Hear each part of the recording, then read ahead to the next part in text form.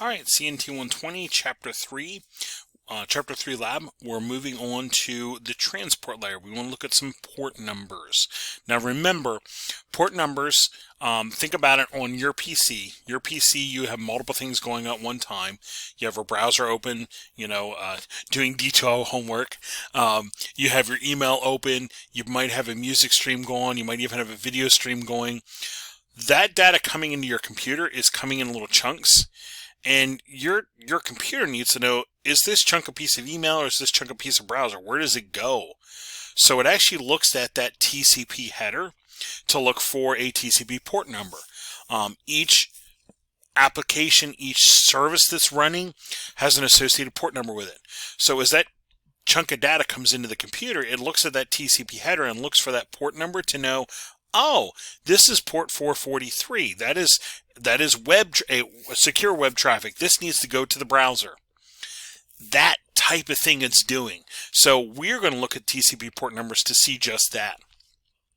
So let's click on the Philadelphia laptop.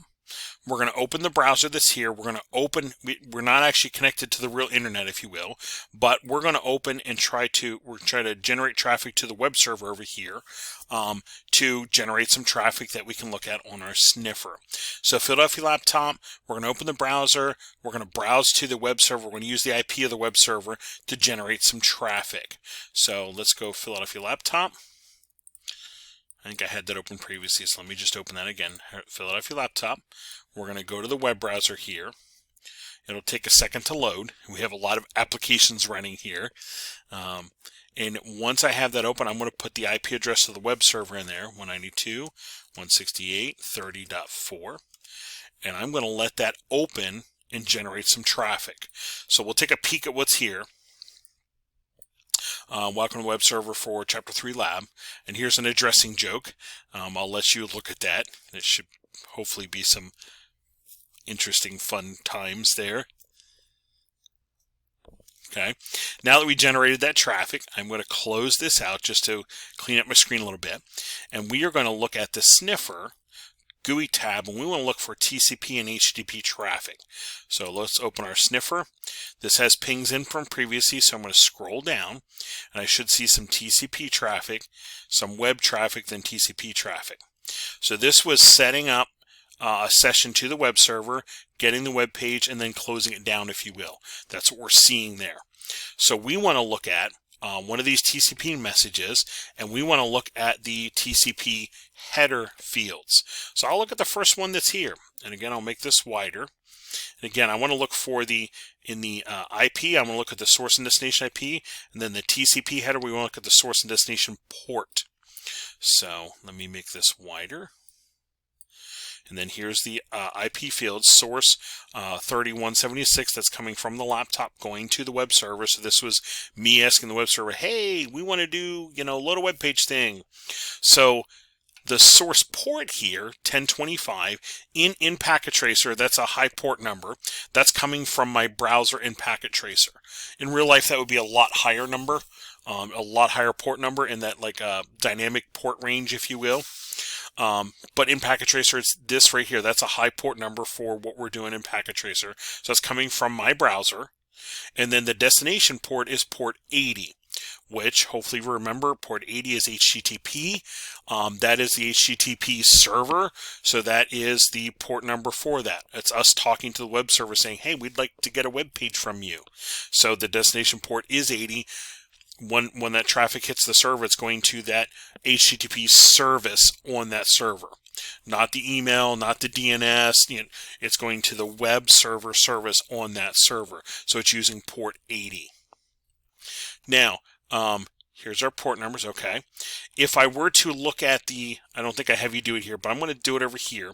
If I look at the next one in line, just like we've done before, we should see the addressing flip around coming from the server back to my laptop. So when I look at these port fields, these should flip-flop coming from the server back to my browser. If I click on the next TCP, I should see them flip-flop again. Here, coming from the laptop going to the web server, coming from my browser going to the web server. This is a back and forth sequence, back and forth data exchange, if you will. So we'll see those flip-flopping as we go. So before we go any further, let's gather these results. We want to look at our port numbers here. Gather the port source and destination port numbers. Again, coming from my browser, the laptop browser, going to the HTTP service running on the web server. All right, so let me open up my text file over here, and we want to do TCP port numbers. And we want to put these labels in here: source and destination port, contents of TCP header source port. We're going to copy that, put that in there. And I want to do contents of TCP header destination field, destination port field. Copy, put that in there. And now let's go gather these. So again, if you have the numbers flip-flopped here, that is A-OK. Okay, don't get too hung up on them being flip-flop.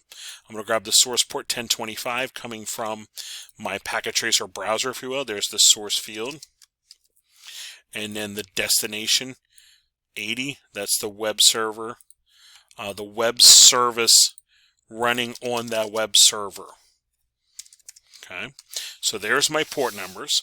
If that server was doing multiple functions, if I then, looked at an email, I would see the port number change. If I looked at, FTP, I'd see the port number change for the service that's running on that server. That's how it knows which thing should respond to you, by looking at that port number. Alrighty, I'm going to save that. Make sure I save my progress there. Make sure I save my packet tracer progress there. When we come back in the next podcast, we're going to jump up to the upper layer and start looking at some domain names.